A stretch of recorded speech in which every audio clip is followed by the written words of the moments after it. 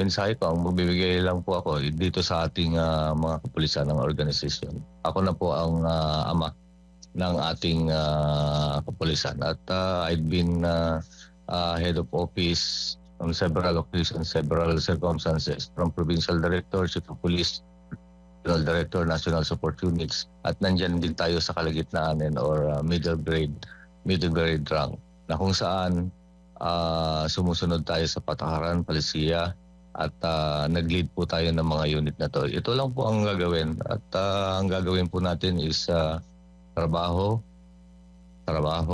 at continuously magtrabaho. At of course, kausap po at nakikiblend tayo at nakikisama kung ano ang gusto ng ating stakeholders. Ang stakeholders natin ay community. Sila naman po ang tutulong hahagili sa Philippine National Police. Tayo lang po ay maglilid itong 228,000 na membro ng PNP.